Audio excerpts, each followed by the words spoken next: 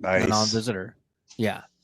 And the intendant is like, hey, you're the emperor. You're the one who disappeared. Holy shit. What are you doing here? And so they realize they're both from the mirror universe, different timelines. But Hold yeah, on. yeah. And then they make out. Duh. I mean, It's the intendant. I mean, yeah, you know. yeah. Of course That's they a make given, out. Yeah. Dan. Yeah. And so basically the intendant's like, hey, I left after everything that happened with the regent. I did check with the last episode of DS9 for this to make sure this all fits in the timeline.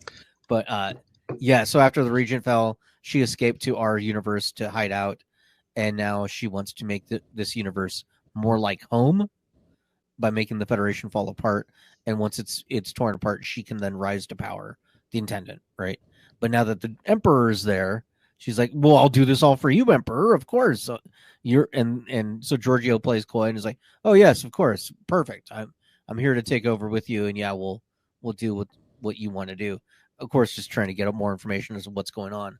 So there's a little bit of debating philosophies. The intendant is like, only the strongest survive, and Giorgio's like, well, I've learned that helping each other out helps build everything. And so you have those battle philosophies, and then eventually, the intendant gets all the information, and she is going to make that transmission, right? Because she's the person who's going to do it.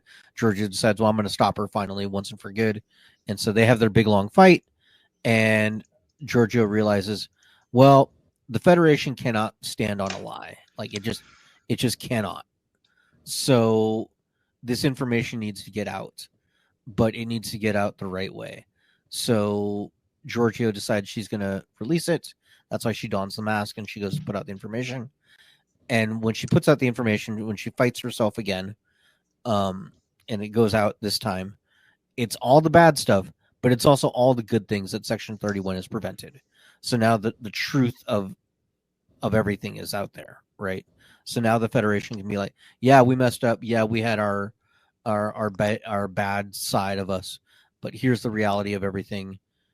From here, we can build a better, more solid foundation for the Federation, a more honest one.